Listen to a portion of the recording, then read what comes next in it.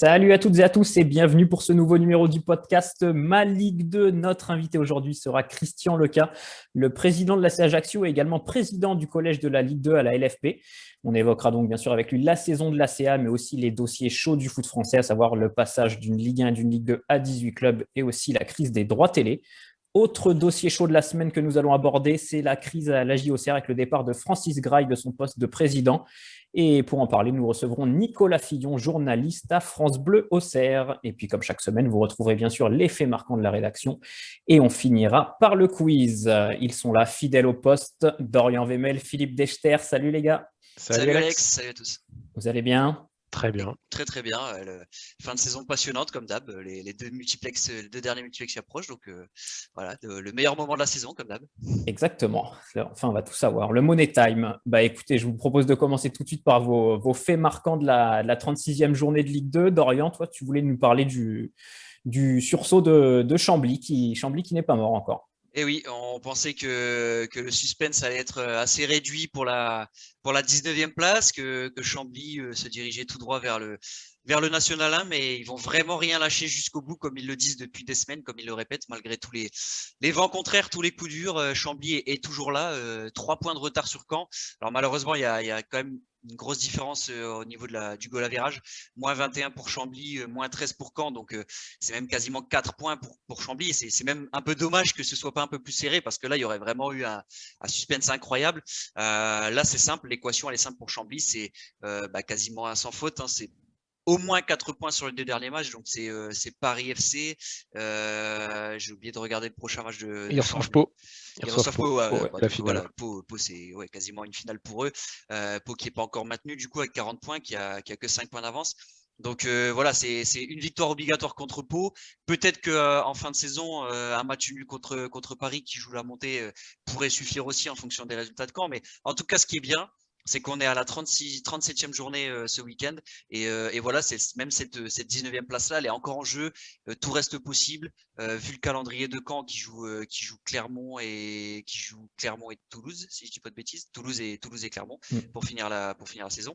Donc voilà, c'est pas impossible, franchement, et ça me fait plaisir de voir que personne lâche, que Chambly, un déplacement au Havre, c'était loin d'être gagné à l'avance. On pouvait se dire bon c'est peut-être le match qui va sceller le destin de Chambly en cas de défaite au Havre. Et non, ils sortent un 4-2. Enfin, je pense que c'est peut-être leur plus beau match de la saison. En plus, Bruno Luzi, malheureusement, il était absent à cause du Covid. Ils ont réussi à se transcender, surtout en deuxième période. Ils ont fait quelques réajustements tactiques à distance. On a vu le staff qui a appelé au téléphone Bruno Luzi pour donner aussi quelques consignes, son ressenti, parce que lui regardait le match devant sa télé. Donc voilà, c'est cette solidarité-là. L'ensemble d'un groupe, Petkovic qui marque, qui revient de blessure, Zabou qui fait une super rentrée en seconde période, passeur décisif. Donc voilà, c'est bien. Peu importe l'issue de la saison pour Chambly, même s'ils venaient à descendre, malheureusement, ils n'auront aucun regret, je pense. Ils auront vraiment tout donné jusqu'au bout. Et quand on revient quelques semaines en arrière, on se dit même ce but de René Rodelin encaissé à la 91e. Défaite 1-0 à Guingamp là il y a quelques journées, c'est vraiment dommage parce qu'avec 2 points de plus il serait à 37 points, 1 point de plus pardon, il serait à 36 points et là ce serait vraiment ce serait même encore, enfin voilà, ce serait pas la même chose. Là ce qui est un peu embêtant pour Chambly, je le dis, c'est ça, c'est cette différence de but, moins 21, moins 13, quasiment 4 points de retard, mais bon, tout reste possible, il reste 2 matchs, le suspense est entier, donc voilà, je voulais saluer Chambly, le courage de Chambly qui lâche rien dans cette fin de saison. Oui, ça va être passionnant à suivre également dans le bas de tableau. Toi, Philippe, tu voulais nous parler plutôt d'une équipe du haut de tableau. C'est Toulouse là, qui est en plein marathon de fin de saison. Ouais. D'ailleurs, avant que tu commences, juste aussi mention spéciale à Vincent Planté, hein, qui était titulaire dans les buts. L'entraîneur des gardiens, et 2 matchs de victoire. Il était rentré à la mi-temps contre Amiens, victoire 2-0. Et là, il est titulaire, il gagne 4-2 au Havre. Donc voilà, mention spéciale aussi à Vincent Planté. Il a encore une sacrée détente pour son âge. On n'est pas vieux, mais il est encore bien tonique sur les appuis. Enfin, il a fait des beaux arrêts en plus. Ouais, respect, il a maintenu carrément Chambly en première période. Il est encore au niveau. Grave au niveau, donc bravo aussi à Vincent Planté évidemment pour cette performance. Philippe, donc du coup, Toulouse. Oui, Toulouse, oui, c'était le retour à la compétition des Toulousains ce week-end avec leur match sur la pelouse du Paris FC. Et puis ils ont enchaîné hier avec Le Havre. C'était quand même le gros match de la journée par rapport à un autre match qui a eu lieu un peu plus tard. Donc du coup, voilà, on a une belle victoire, une victoire convaincante de Toulouse, surtout en première période au Havre. En fait, je voulais parler de Toulouse parce que Toulouse, en début de saison, on ne les voyait pas du tout jouer la montée. On avait fait nos pronos de début de saison et on était tous d'accord pour dire que Toulouse, cette année, comme Amiens d'ailleurs, ne pourrait pas jouer la montée. Ils avaient fait un recrutement avec pas mal de joueurs qu'on ne connaissait pas. Ce qui est assez compliqué quand tu arrives en Ligue 2. On se disait, ça va être une dure saison pour eux. Ils vont découvrir la Ligue 2. C'est quand même un championnat particulier. Ils ont certes des bons jeunes apparemment, mais les jeunes en Ligue 2, il faut aussi du temps pour prouver. Et voilà. Et finalement, ils sont totalement dans la course. Pour moi, ils étaient même dans la course pour être champions de Ligue 2 jusqu'à il n'y a pas très longtemps. Et je trouve que c'est un peu la dure loi du Covid, malheureusement, c'est que le Covid, là, leur fait très, très, très mal parce qu'il arrive au pire moment, le cluster qu'il y a pu y avoir chez eux, et que ça les pénalise très, très fortement parce que là, ils se retrouvent obligés d'enchaîner un nombre de matchs très important. Alors, vous allez me dire, oui, Clermont a aussi eu le Covid, mais c'est pas pareil parce que Clermont, ils ont eu 15 jours pareil pour couper, et derrière, il n'y avait pas un enchaînement de matchs. Il y a eu la trêve internationale en plus. Il y a eu la trêve, exactement. Après, ouais. Exactement. Donc finalement, c'était presque mieux pour Clermont que ça soit arrivé un petit peu avant. Là, Toulouse, on a vu d'ailleurs contre Paris FC et contre Le Havre que le dernier quart d'heure, c'est très, très, très dur. Ils n'avaient que 14 joueurs samedi. Là, ils en ont récupéré 3 titus au Havre. Ils vont en récupérer quelques-uns encore pour samedi, mais mine de rien, tout le monde ne sera pas au même niveau physique. Les mecs vont enchaîner les matchs, donc il y a des risques de blessures. On voit hier soir Gabrielsen qui commence à se tenir la cuisse en fin de match. Enfin, pour moi, le Covid leur complique tellement la tâche et c'est assez terrible parce que, alors je dis pas que Clermont ne mérite pas ou que Troyes ne mérite pas. Pour moi, ces 3 équipes-là étaient au-dessus et les 3 mériteraient de monter automatiquement en fin de saison. Malheureusement, il n'y en aura que 2. Je vois pas comment ça peut échapper à l'Estac. Mais je me dis que si Toulouse ne monte pas automatiquement en terminant deuxième, les barrages, ça va quand même être très très compliqué avec les playoffs, avec en plus un potentiel barrage aller-retour contre une équipe de Ligue 1 qui sera moins fatigué, mieux préparé.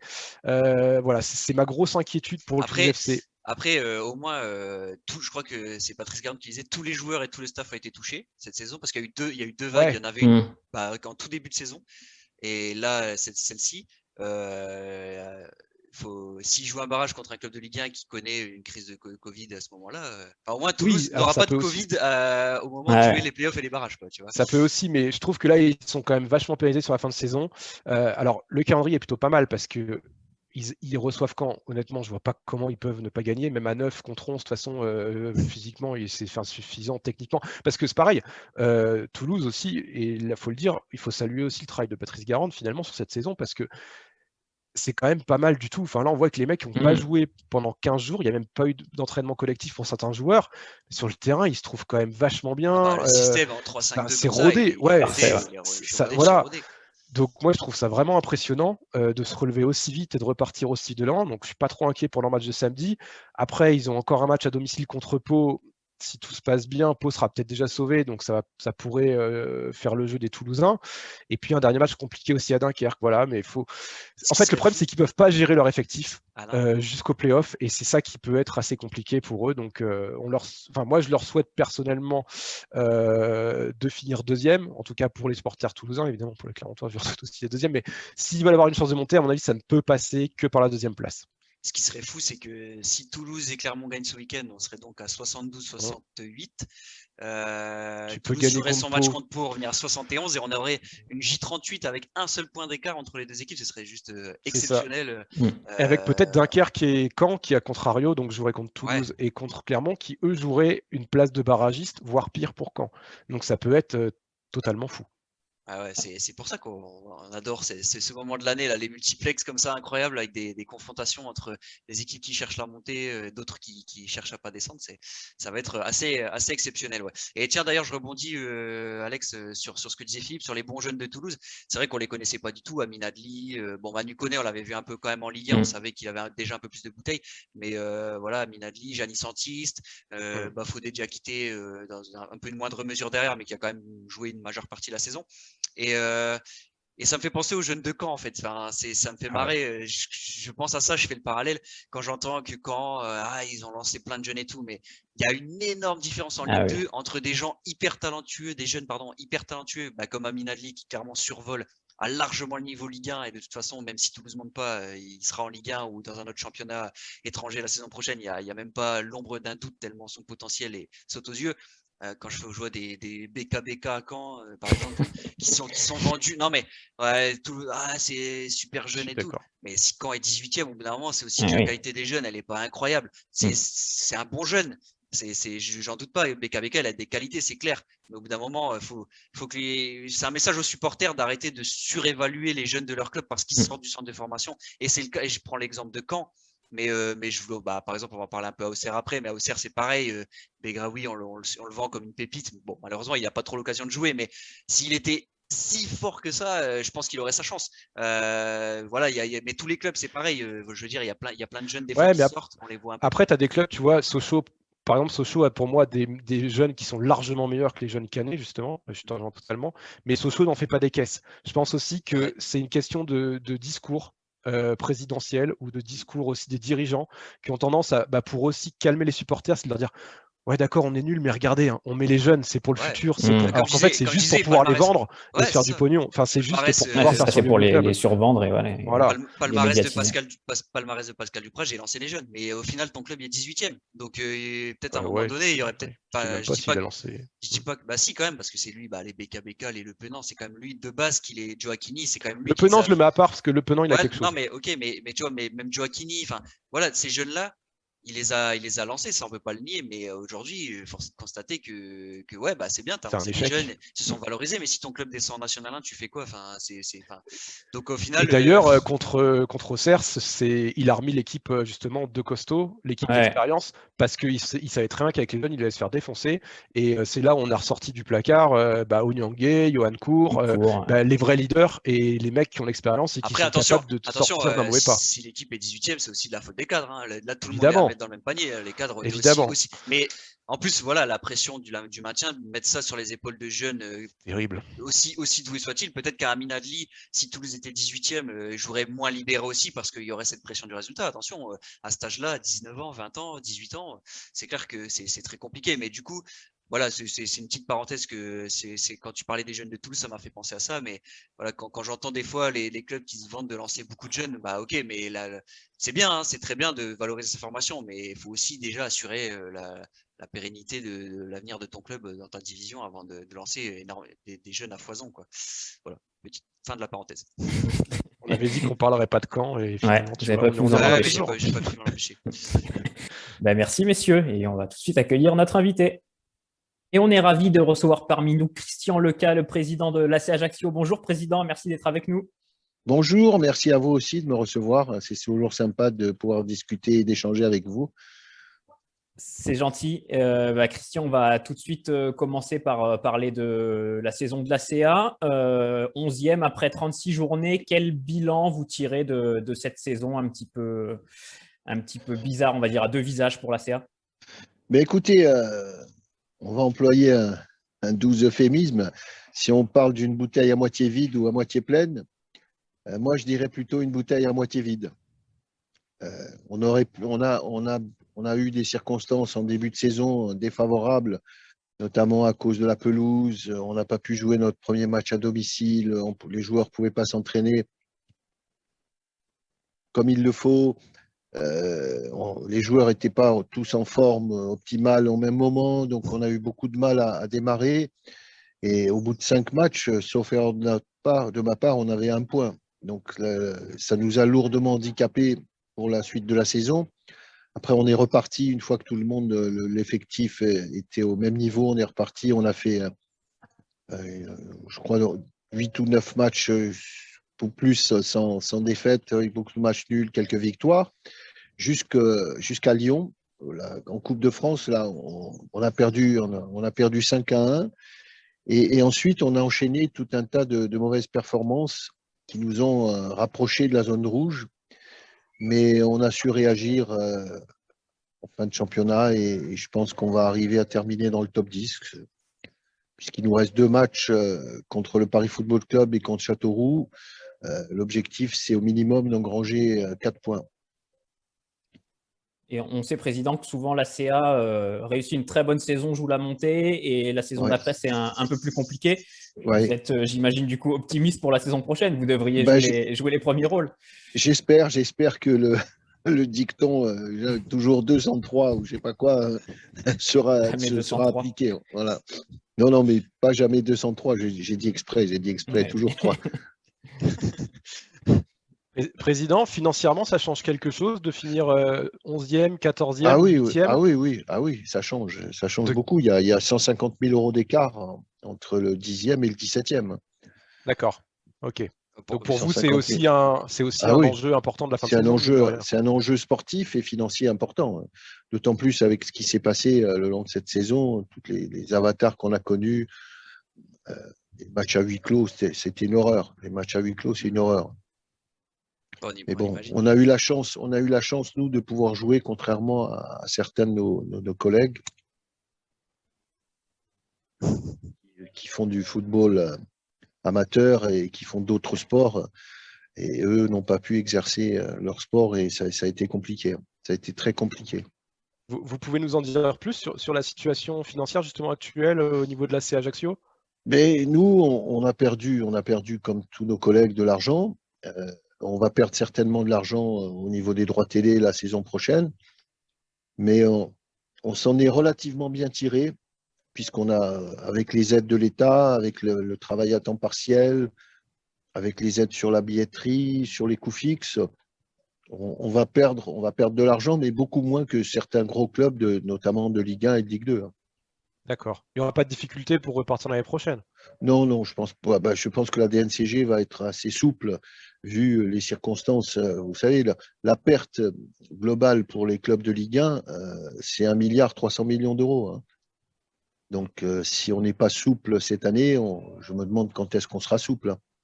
Puis le risque, ce serait que personne, quasiment, presque, puisse repartir. Si voilà. on n'a pas une petite marge, parce qu'on imagine que quasiment tous les clubs vont être vous savez, cette année, forcément. Quand on construit un budget avec 20 millions d'euros de droits télé et puis qu'au mois de décembre, on nous dit écoutez, les 20 millions, vous pouvez vous asseoir dessus, ça fait drôle.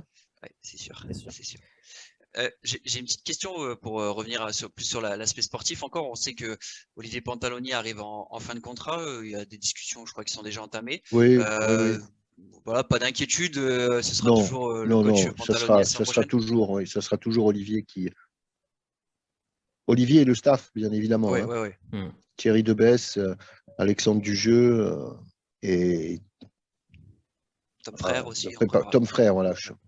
Tom Frère, le préparateur physique, resteront avec nous quasiment certains pour entamer une nouvelle saison. Et Johan Cavalli aussi, qui sera le coordinateur sportif à plein temps, puisque cette année, il a été un petit peu entre deux chaises, si on peut dire. Mais là, il travaille d'arrache-pied pour travailler déjà sur le recrutement de la saison prochaine. Et justement, j'allais enchaîner avec ça un peu les premiers contours de l'effectif. On sait que la volonté de la CA, c'est de se stabiliser, de moins changer de visage chaque été, comme c'était un peu plus le cas avec les prêts les dernières saisons. Du coup, on s'attend à un été plutôt calme là cette fois du côté de la CA Ajaccio. Écoutez, nous on a changé d'optique. Si vous voulez, on va éviter les prêts, on va essayer puisque les joueurs prêtés, s'ils font une bonne saison, ils s'en vont et ils nous manquent. On a vu l'année dernière, lorsqu'on a perdu Kuipers, Gaëtan, Cyril Bayala, si on les avait eu en début de saison, je pense qu'on ne serait pas en train de jouer la 11e place, on serait plutôt en train de jouer la 4 ou la 5e. Donc on a aussi fait signer des jeunes joueurs en devenir et on compte sur eux. L'année dernière, ils ont fait leurs preuves. Ils ont joué, pas régulièrement, mais on s'est aperçu qu'on avait un gros potentiel sur 3 ou 4 jeunes joueurs. Et donc, on va continuer à leur faire confiance cette année. Là, on vient de faire signer Tahiri Arconte, qui a 17 ans et qui a fait 2 apparitions en Ligue 1, en Ligue 2, qui a marqué le but égalisateur au Havre et qui a fait une bonne rentrée et qui était titulaire contre Pau. Notre but, c'est ça, nous, maintenant, hein, de trouver des jeunes joueurs. On a perdu le son. On ne vous entend plus, président. J'ai coupé. Pas de souci. Du coup, si on comprend bien, les joueurs prêtés cette année, par exemple, comme Quentin Lecuche, il va repartir à Lorient, ils vont repartir chacun dans leur club respectif, c'est ça? Il n'y aura pas de continuité avec eux? Je pense que la politique du club, c'est d'éviter au maximum les prêts, peut-être un maximum, 2, vraiment. Mais l'année dernière, on avait 6 joueurs prêtés, donc c'est beaucoup trop. Et président, on va profiter de votre présence aussi, puisque vous êtes président du collège de Ligue 2 à la LFP, pour évoquer les dossiers chauds du foot français en ce moment. L'un de ces dossiers, c'est les droits télé. On est à la 36e journée de la saison et on ne sait toujours pas sur quelle chaîne sera diffusée la saison prochaine de Ligue 2. Où est-ce qu'on en est de ce dossier et est-ce que ça vous inquiète? J'en sais autant que vous, hein, aujourd'hui. Donc, aujourd'hui, des discussions très très serrées sont en cours avec la Ligue et les diffuseurs. Moi, je fais confiance à Vincent Labrune pour trouver une solution. Donc, la deadline, c'est fin mai, hein, puisqu'après, il va falloir qu'on présente des budgets à la DNCG. Et si on n'a pas de retour au niveau des droits télé, il nous sera difficile de présenter des budgets équilibrés, hein. J'allais dire, et là, du coup, vous ne pouvez pas du tout budgétiser pour la saison prochaine déjà. Vous êtes dans le flou total. Vous avez une espèce d'idée faite à la baisse.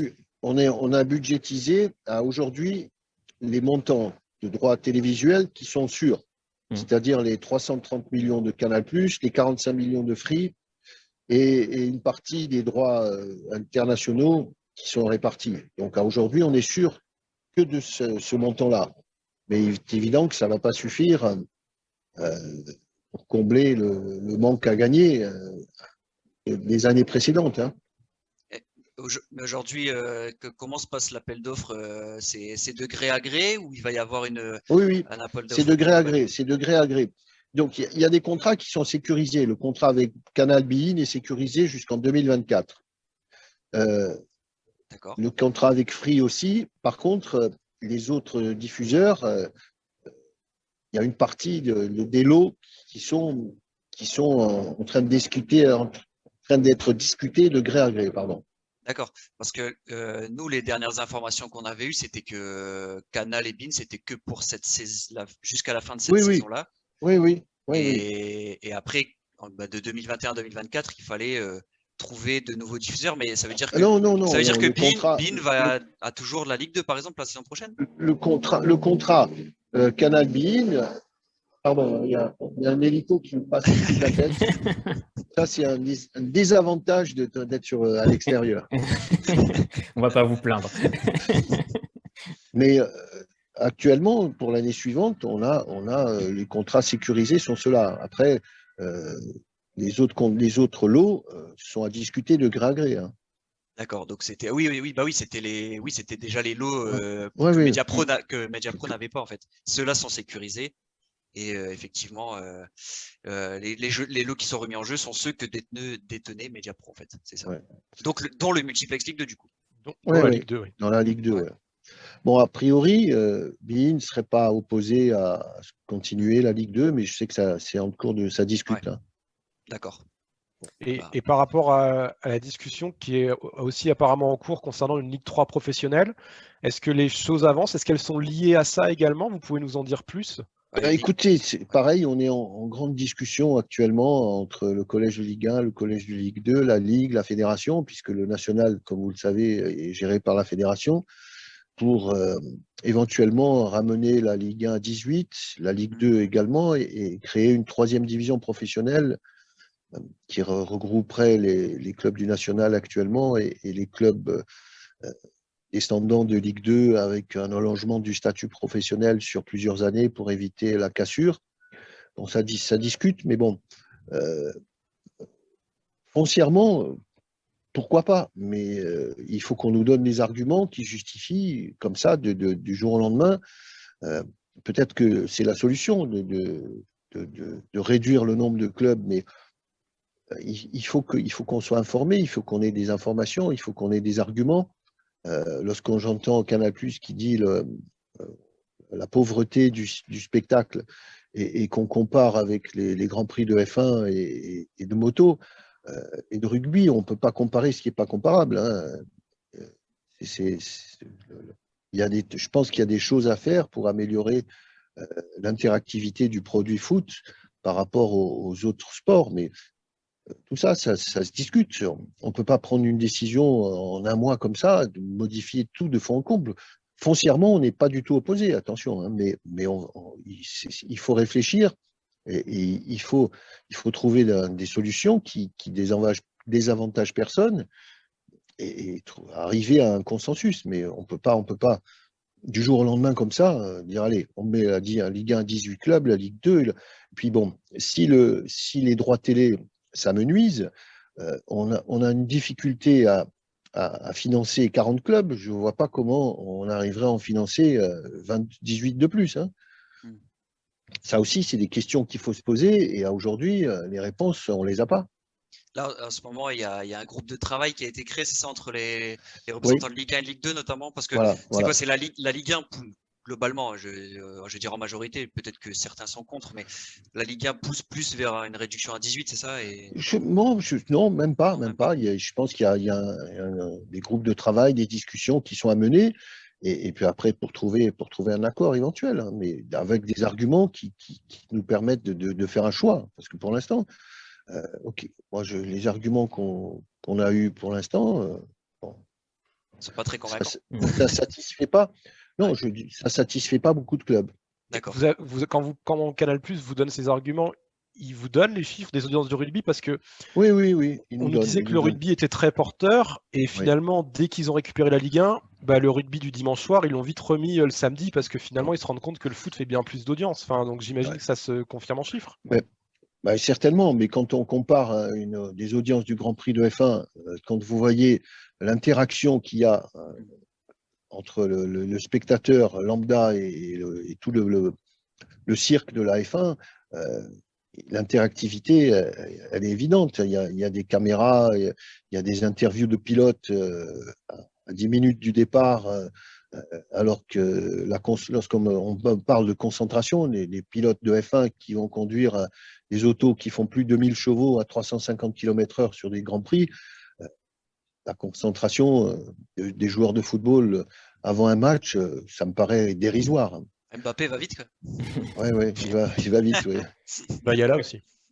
Est-ce que c'est pas là la vraie clé plutôt que de débattre sur 18, 20, c'est de mieux vendre le produit Ligue 1 comme la F1, la F1 l'a fait par exemple avec une série Netflix. Il y a tout un tas, c'est pour ça que c'est ce que je dis, il y a tout un tas de discussions et de débats à avoir.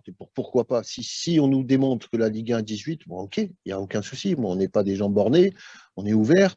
Mais lorsqu'on nous dit le produit foot n'est pas valorisé, mais bon, et lorsque je vous dis, on compare avec la F1 et la moto, parce que les Grands Prix de F1, il y en a 23 dans l'année. Hein, et ça dure, le Grand Prix, ça ne dure pas 2 heures. Ça dure 48 heures parce qu'il y a les essais libres, il y a les essais qualificatifs, et puis il y a tout un tas d'interviews inside avec les pilotes, les team managers, la catégorie de pneus employés, la température. Enfin, il y a tout un tas de détails qui sont interactifs et qui sont plus intéressants parce qu'un match de foot, 90 minutes avec 22 gus qui courent auprès d'un ballon, si on ne décortique pas les actions, si par exemple, pourquoi pas sonoriser les arbitres comme rugby?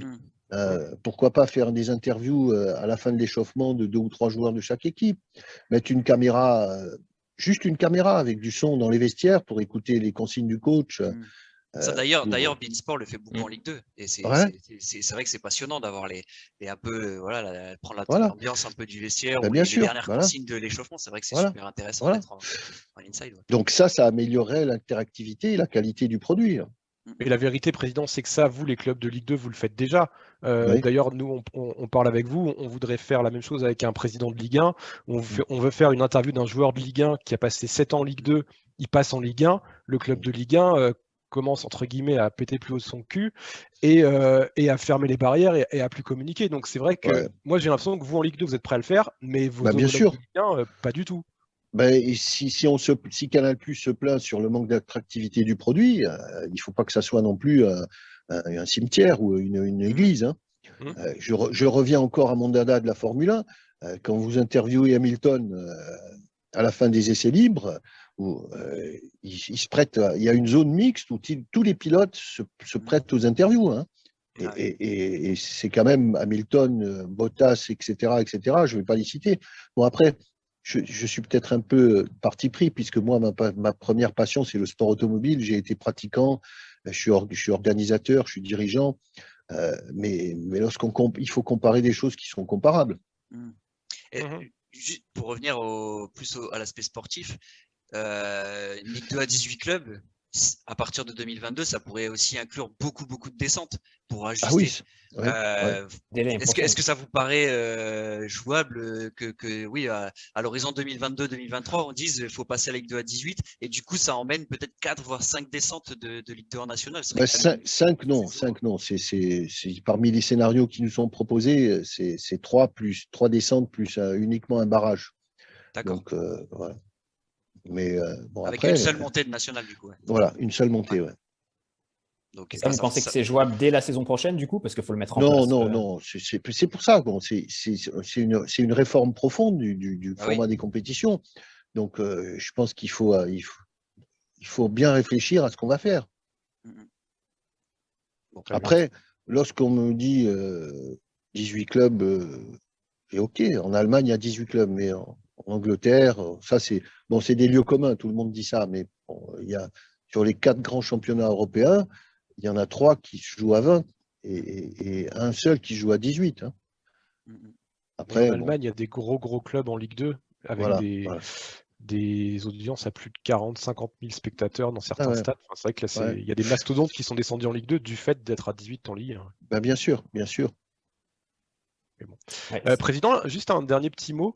Il y a Pascal Gassien qui a eu un mot très gentil envers la CA Ajaccio lundi soir après le match contre Grenoble, qui saluait la CA Ajaccio parce qu'il disait justement on avait été un peu dans la même barque l'an dernier avec toute cette fin de saison tronquée. Et donc il disait j'avais une pensée par rapport au club de la CA Ajaccio qui malheureusement lui n'est pas en position de jouer les barrages cette année mais qui méritait de les jouer l'an dernier.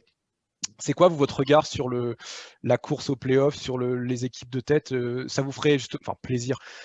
Vous êtes satisfait qu'une équipe comme Clermont, justement, ait pu reproduire l'exploit de se hisser à nouveau en position de monter en Ligue 1? Bien, ça veut dire que malgré tout ce qu'on dit, la Ligue 2, ça offre un bon spectacle et des bons joueurs qui sont capables de faire des exploits comme fait Clermont cette année, 2 années de suite.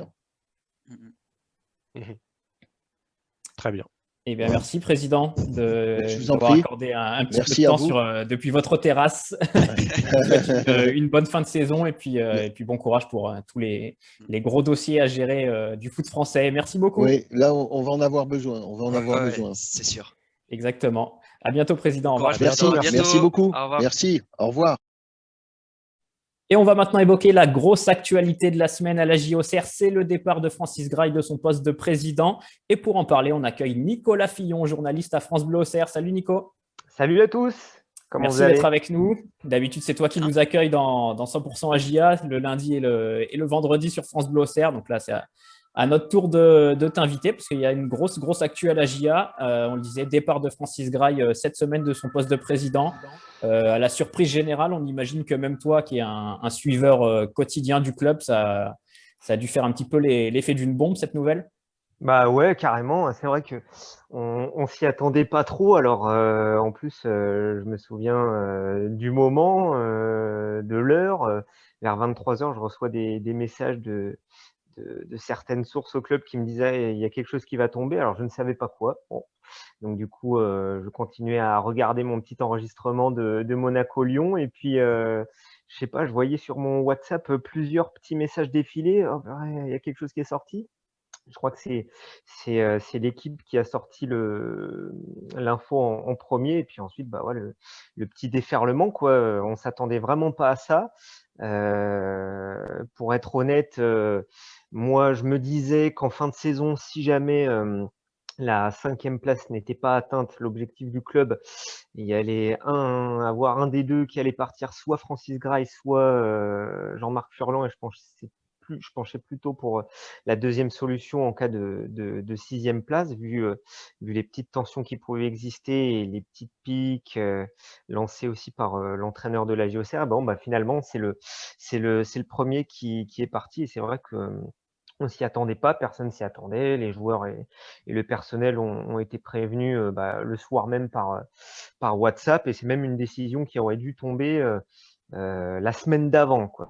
Tout a été fait par Francis Gray pour que ça soit retardé le plus possible. Lui, il aurait préféré que ça soit en fin de saison, puisque la JA a encore 2 matchs à jouer pour essayer d'obtenir cette 5e place, ou en tout cas cette place dans le top 5 pour les playoffs. Et finalement, voilà, ça tombe un moment, un timing un petit peu bizarre, mais bon, voilà, c'est aussi l'apanage, on va dire, des grands clubs peut-être de ne pas attendre pour tout chambouler, on va dire. Pourquoi il n'a pas pu retarder? Pardon, Vas-y, Philippe, pourquoi il n'a pas pu retarder plus, justement, pour Bah, la fin de saison? c'était une volonté de James Wu, hein, qui, voilà, on le sait, on l'a déjà dit, vous avez pu le lire aussi. La décision, elle a été prise aussi parce que James Wu, il a des comptes à rendre à ses associés, lui qui est président d'ORG, donc la société qui est actionnaire majoritaire du club à la JOCR, et voilà, il sentait que c'était le moment de changer quelque chose.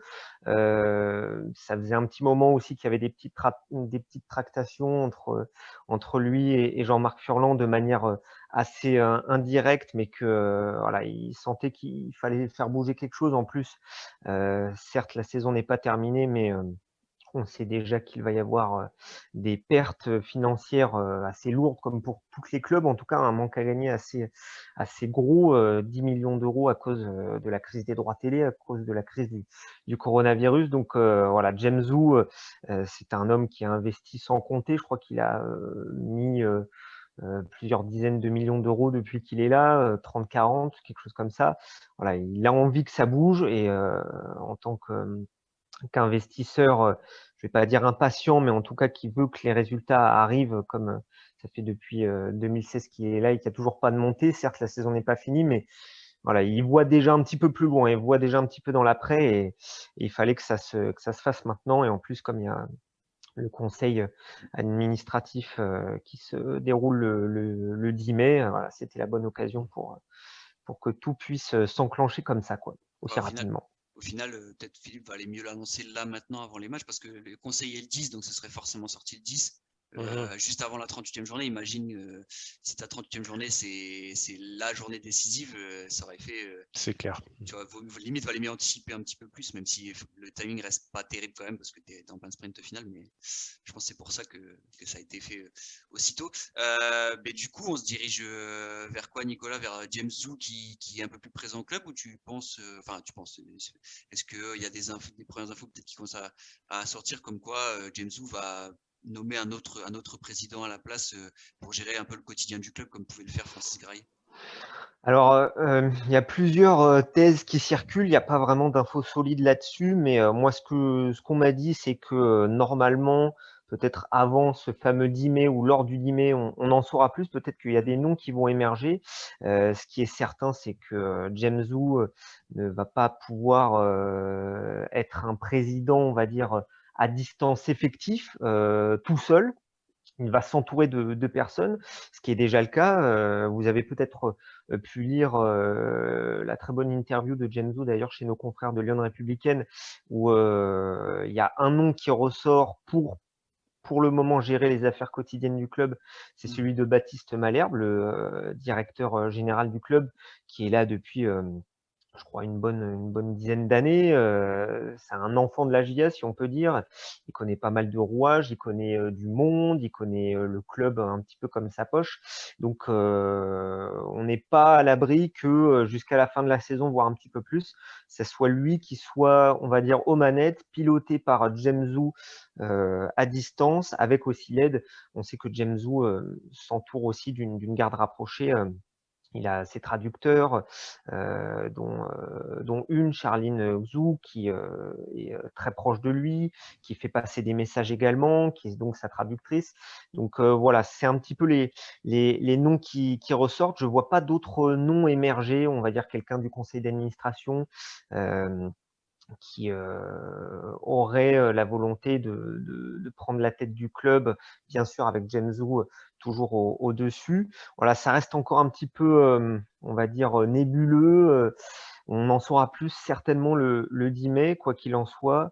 Jamesou, lui, veut être aux commandes. Alors certes, la crise sanitaire l'empêche d'être présent avec tout ce qui est quarantaine, avec tout ce qui est difficulté de venir en France. Mais il y a fort à parier que dès que les restrictions sanitaires seront levées, lui va venir un petit peu plus, parce que je crois que ça fait depuis début 2020 qu'on ne l'a pas vu ici Route de Vaud. Donc voilà, pour l'instant, ça reste... Il y a pas mal de conjonctures, il y a pas mal de noms qui circulent, mais il n'y a rien de très très précis pour le moment. Et pour parler des conséquences sportives de ce départ de Francis Gras, il y a un homme qui semble sortir renforcé de cette situation, c'est Jean-Marc Furlan, puisqu'on sait qu'il avait des relations difficiles avec son président et avec son directeur sportif Cédric Dory. Et c'est quelque chose qui inquiète les supporters de la GIA, en tout cas la majorité des supporters d'Auxerre, c'est qu'on donne pas tous les pouvoirs, mais en tout cas beaucoup de pouvoir à Jean-Marc Furlan. Toi, qu'est-ce que tu en penses? Tu penses que le club va quand même mettre quelqu'un pour faire un petit peu le tampon entre Jamesou et Jean-Marc Furlan? Ou alors ça va être un manager, on va dire, à l'anglaise, ou comme par exemple Puel peut avoir à Saint-Etienne ou Paul Le Guen au Havre. Ouais. Deux bons exemples, hein, Puel et... Ça marche bien. Il y a un petit peu de tout ce que tu as dit, c'est-à-dire que manager, ça, on sait que ça ne déplairait pas à Jean-Marc Furlan, qui ne cache pas que à travailler avec un directeur sportif, voilà, s'il pouvait s'en passer, il s'en passerait clairement. Ça n'a jamais été sa tasse de thé, ça s'est pas toujours bien terminé, notamment, je pense à l'exemple de Brest, où avec Greg Lorenzi, il y avait quand même quelques petites dissensions. Alors même si dans l'entourage de Jean-Marc Furlan, on explique que travailler avec Cédric Dory, aucun problème, s'il reste en place, il n'y aura pas de souci. Voilà, le sort de Cédric Dory n'est toujours pas scellé. On sait que c'est un très proche de Francis Grail et que voilà, ça forme un petit peu un ticket depuis qu'ils sont là tous les deux, et que lui pourrait poser sa démission, ce qu'il n'a pas encore fait, et en même temps on ne le pousse pas non plus voilà, à partir. D'ailleurs Jamesou, toujours dans l'interview de Lyon Républicaine, explique que voilà, s'il veut rester, voilà, il peut rester, donc on sent pas non plus une volonté farouche de le garder à tout prix, mais voilà, on se laisse la porte ouverte. Et pour ce qui est de la gestion du sportif, oui, c'est clair que là, Jean-Marc Furlan apparaît un petit peu plus renforcé, lui qui est en contact avec Jamesou, que ce soit de manière directe ou indirecte par l'intermédiaire de ses traducteurs. Et on sait que Jamesou, il porte une estime toute particulière à Jean-Marc Furlan. Pour lui, c'est l'homme de la montée, c'est l'homme qui peut, et je le cite, qui peut amener la GIA Auxerre en Ligue 1. Il a toute sa confiance. Une confiance à contrario envers Francis Grail, elle était toujours intacte, mais mine de rien, pour lui, s'il avait dû faire un choix, et il l'a fait du coup, Jamesou, le choix entre Francis Grail et Jean-Marc Furlan, donc entre un président et un homme comme Jean-Marc Furlan qui est entraîneur, qui connaît le terrain, qui est déjà monté 4 fois, pour lui c'est un gage de réussite, et donc forcément que Jean-Marc Furlan apparaît un petit peu grandi là-dessus. Alors, moi, de ce que j'en pense personnellement, je ne vois pas Jean-Marc Furlan dans un rôle de coach et de directeur sportif vraiment à proprement parler, dans le sens où c'est pas forcément lui qui va aller négocier directement avec les agents, avec les joueurs, rédiger les contrats. Voilà, il y aura certainement quelqu'un derrière, pas pour faire garde-fou parce que à mon avis, avec la prochaine réorganisation qui va s'opérer, Jean-Marc Furlan aura sinon le dernier mot quand il s'agit de faire signer un joueur ou le prolonger, ce qui n'était pas forcément le cas avant.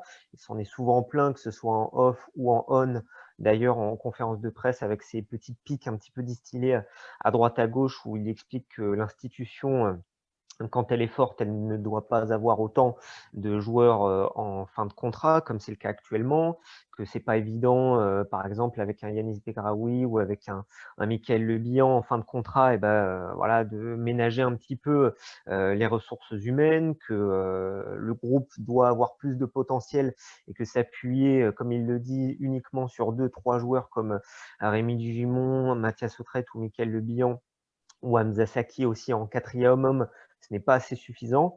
Voilà, dans l'entourage de Jean-Marc Furlan, on assure que voilà, travailler avec un directeur sportif ou pas, peu importe. Moi, j'ai tendance plutôt à penser que s'il pouvait avoir les coudées un petit peu plus franches, Jean-Marc Furlan, il ne va pas s'en priver.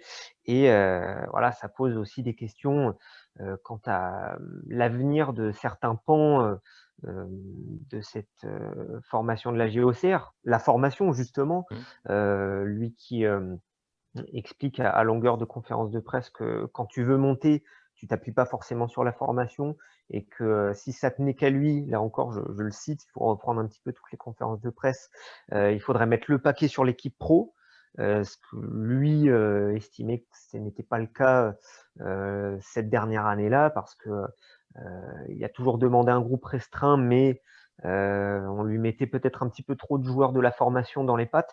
C'est pas trop comme ça qu'il fonctionne. Jean-Marc Furlan, il préfère s'appuyer sur, et on le verra peut-être sur les prochains mercatos, des CV expérimentés, des gens qui ont soit connu la Ligue 1, soit qui ont connu la montée avec lui. On pense à ses anciens joueurs qu'il a déjà voulu faire venir lors des divers mercatos. Je pense à des Julien Faussurier, des Johan Cour, peut-être aussi des Gaëtan Charbonnier. Peut-être que ces noms-là vont ressurgir.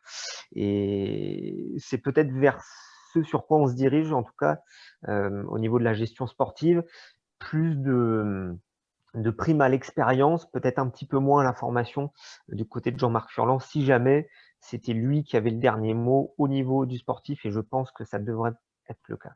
Benjamin Nivet aussi, qui est libre. Pourquoi pas en poste de directeur sportif, hein, pourquoi pas. En tout cas, s'il y en a un qui émerge, si vraiment ce poste au niveau de l'organigramme reste, et que c'est pas, par exemple, un Baptiste Malherbe qui, en plus d'être directeur général, devient directeur sportif, pourquoi pas un nom glissé par Jean-Marc Furlan pour occuper ce poste de directeur sportif, pourquoi pas. Mais c'est ça qui inquiète les supporters. Ce que tu viens d'expliquer, justement, c'est le fait de se dire que la JOCR, qui a toujours été quand même un club historique en France, de par sa formation et de par tous les jeunes joueurs qu'elle a su faire progresser, faire monter et offrir au football français, dont des champions du monde. Mine de rien, j'imagine qu'en tant qu'Auxerrois, c'est ça qui doit inquiéter les supporters aujourd'hui, c'est de se dire que le centre de formation, finalement, il sert un peu à rien, pourtant il coûte très cher. Oui, voilà, c'est ça qui peut inquiéter. Il coûte très cher, je crois que c'est entre 10 millions et quelques d'investis sur le centre de formation à la JOCR, ce qui fait beaucoup. On peut dire aussi que là, sur les 2 années, ou presque, si on compte la période avec le Covid de Jean-Marc Furlan, voilà, les jeunes de la formation n'ont pas été forcément valorisés, même si ça fait quand même un petit moment qu'on ne voit plus trop de jeunes de la JA émerger dans les équipes de jeunes. Là, je voyais par exemple, là c'est à l'instant T, les dernières listes qui sont tombées. On voit par exemple beaucoup de jeunes du Paris FC. Il y en a beaucoup plus qu'à la JOCR, où là on est obligé de mettre les jumelles pour essayer de trouver un nom estampillé AJA. Et c'est vrai que voilà, en fait, ça serait une stratégie vraiment sur le court terme.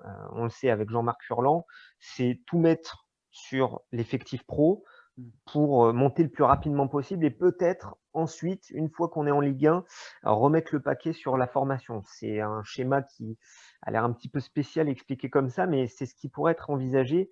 Après, il ne faut pas non plus se dire que la formation à la GIAF, ça va disparaître parce que de toute façon, un centre de formation, c'est obligatoire quand on évolue au sein de l'élite. C'est aussi la marque de fabrique de la JOCR, mais voilà, il y a peut-être un petit peu péril sur la jeunesse. Alors, je ne veux pas non plus faire dans le grandiloquent, mais on peut se dire aussi, voilà, que va devenir la jeunesse à la JOCR? On sait qu'aussi que Frédéric Zago, le patron du centre de formation, voilà, il est plutôt on va dire, estampillé Cédric Dory, Francis Grail. C'est un petit peu un package, donc peut-être qu'il va y avoir du changement aussi de ce côté-là. Et c'est vrai que ça inquiète beaucoup les supporters, vu, comme tu l'as dit, Philippe, le sort qui a été réservé aux jeunes de la GIA depuis que Jean-Marc Furlan est là. Et moi, je suis la JOCR depuis cette saison uniquement.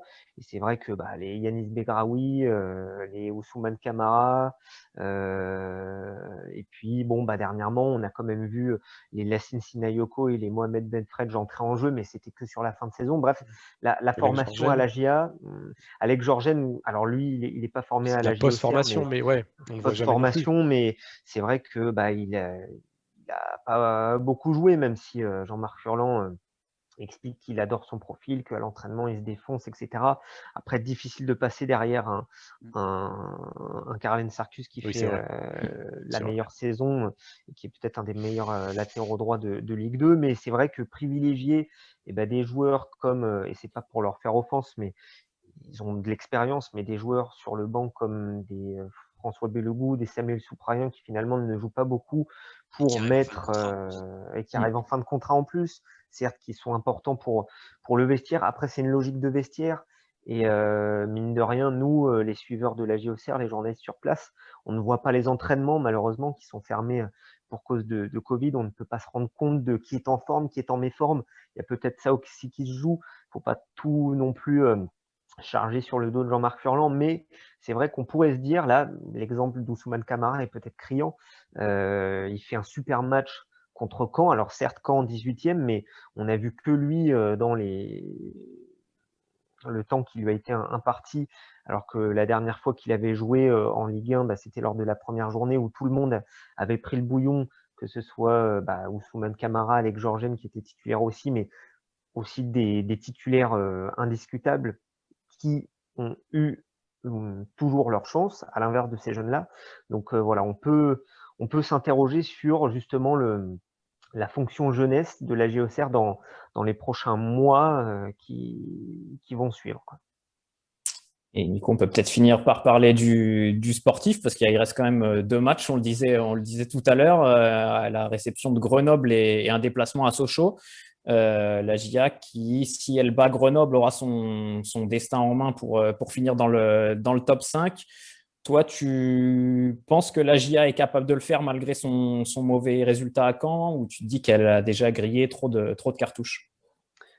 Moi, je suis de nature optimiste. Je pense qu'elle peut le faire et que on en a déjà commenté ensemble dans certains matchs qui sont un petit peu au couteau, que ce soit contre le Paris FC, contre Toulouse. La JOCR s'en est toujours sortie et a toujours mis les ingrédients pour pouvoir livrer un grand match dès qu'une finale se présente. Alors, par contre, comme tu le dis, elle a déjà grillé pas mal de cartouches.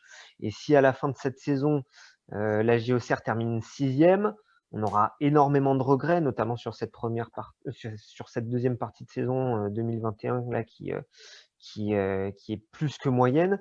Et en même temps, on se dira, la JOCR, malgré tout, elle a grillé tellement de cartouches qu'elle peut s'en vouloir qu'à elle-même.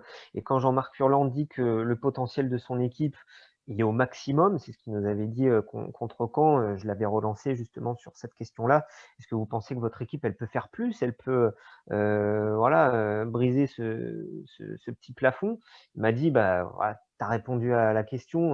En gros, sous-entendu, non, je ne pense pas qu'elle peut faire plus. Alors, ça, c'est peut-être un message adressé à ses dirigeants, mais moi, je pense que voilà, sur un match, sur ce match-là, en l'occurrence contre Grenoble, la JOCR peut réaliser une grande prestation. On se souvient du match aller, ils auront forcément les crocs. Ils menaient 2-0, ils avaient le pénalty du 3-0 manqué par le Bihan. Finalement, ils se font rejoindre dans les dernières minutes, alors qu'ils avaient jusque-là, franchement, mis sous les noir cette équipe de Grenoble qui était jusqu'à lundi invaincue sur sa pelouse. Moi, je pense qu'elle peut réaliser de grandes choses. Peut-être que en mode commando, elle peut se révéler, cette équipe qui, certes, depuis un petit moment, on se demande si elle a les aboyeurs qu'il faut justement pour remobiliser un peu, parce que ça a souvent été son principal défaut en 2021. Voilà, moi je suis de nature plutôt optimiste parce que voilà, mine de rien, même si ça paraît moyennement embarqué, il y a des joueurs, certains qui ont peut-être une dernière chance dans leur carrière de goûter à la Ligue 1. Bon, je pense par exemple à Rémi Gimon qui me le confiait il y a de ça quelques jours que bon, il ne met pas la pression plus que ça, mais s'il veut goûter à la Ligue 1, ça sera peut-être avec la JOCR. Donc peut-être que certains vont se révéler dans les moments difficiles avec justement cette période un petit peu mouvementée que traverse le club. Donc pourquoi pas. Écoute, merci Nico pour cet éclairage sur la situation de la JA. Est-ce que tu veux rester avec nous pour le quiz? Bien comme sûr. la dernière fois. Et allez. Battre. Voilà. La dernière fois. Et parfait, on enchaîne tout de suite avec le quiz du coup. Comme la semaine dernière, messieurs, il y aura 3 questions, 1 point par bonne réponse. Il y aura peut-être une égalité, on verra vu que vous êtes 3. J'ai fait un espèce de petit panachage. Il y aura une question sur la JA. Nico, tu auras peut-être un petit avantage, mais on verra. On verra si Dorian et Philippe que toi. Et on va commencer tout de suite d'ailleurs par cette question sur la JA. La JA qui est en Ligue 2 depuis bientôt 10 ans. Et oui, c'était en 2012 que la JA est descendue. Mais qui était l'entraîneur de la JA au début de la saison 2012-2013 Jean-Guy Wallem. Jean-Guy Wallem, c'est bon. Purée. 1 point pour Dorian, bravo. Deuxième question, on va toujours parler d'entraîneur, mais cette fois-ci, on va parler d'entraîneur d'Ajaccio. Avant Olivier Pantaloni, quel est le dernier entraîneur de l'AC Ajaccio à avoir débuté une saison sur le banc? Ravanelli. Ravanelli, bien joué, en 2013-2014. En Ligue 1. Du coup. En Ligue 1, Ligue 1 2013-2014, puisqu'après, il y a eu Christian Braconi qui a fait novembre 2013, octobre 2014. Ensuite, Thierry Debesse, un petit intérim. Et sinon, après, c'était Pantaloni. Si ça avait été Christian Braconi, là. Ah ouais, mais celui-là, je l'aurais pas dit. D'ailleurs, une superbe histoire avec la créatine de Cédric Angebar avec Ravanelli. Ah oui. Angebar qui ne voulait pas prendre de créatine. Il voulait pas prendre de créatine. Du coup, il était mis hors du groupe par Ravanelli. Pour faire un petit lien avec le. Tout à fait. Ils avaient recruté des anciens au cerveau. Ils avaient recruté Olièche et Angebar. Ah oui, Olièche, ouais. Pedretti est allé là-bas. Je pense que c'était en Ligue 2 déjà. Bon, 1 partout. Philippe 0. Philippe combien? 0 Philippe 0. Mais on va voir. Il va se rattraper peut-être sur celle-là. Il va me demander son nom de Pedretti. Là, je suis prêt à le sortir. Voilà. Celle-là, je pense pas qu'il faut que tu dises Pedretti, mais bon, tu fais ce que tu veux. Quel joueur, cette saison en Ligue 2, on est cette saison là cette fois-ci, on revient dans le présent, quel joueur a été le plus décisif lors de ses entrées en jeu? Je parle de buts et de passes décisives. Vakun Bayo? Non. Boutoba? Non. Bayo, c'était pas mal. Bayo, les deuxièmes. Ses entrées en jeu, tu dis? Pierrot, non. Ouais, entrée en jeu. Il est entré 16 fois en jeu. Il a mis 4 buts et 2 passes décisives. C'est pas mal. Bayo le Toulousain? Non. Bayo, non, Anani est 3e. Anani 4 buts et Bayo est 2e avec 4 buts et 1 passe. Berthomier? Non. Ouais, j'allais dire ça, Berthomier. Et donc, il y a un joueur, un jeune joueur. Bennett? Antiste, bravo. Ah ouais. Giannis Antiste. Tu vois, c'était en début de saison sur. Surtout en début de saison. Ouais, c'est ça. C'est vrai qu'il n'était pas titulaire. Tu vois, je pensais à Bayo à Toulouse, mais je ne pensais pas à Antiste. Ouais. Les 2 premiers sont de Toulouse. 4 buts, 2 passes décisives en 16 entrées en jeu pour Giannis Antiste. Et donc, victoire de Dorian dans ce quiz sur cette question Question toulousaine. Merci à vous, messieurs, d'avoir été là pour ce podcast. Merci, Nico, d'avoir été avec nous pour cet éclairage sur la GIA. On rappelle qu'on te retrouve tous les lundis et tous les vendredis à 18h sur France Bleu Auxerre pour 100% AGIA. Merci à toutes et à tous de nous avoir écoutés. Puis, on se donne rendez-vous la semaine prochaine. D'ici là, toute l'actu de la Ligue 2 est à retrouver sur le site et sur l'appli Ma Ligue 2. Et puis, vous pouvez aussi vous abonner à la chaîne Twitch. Salut! Salut! Ciao!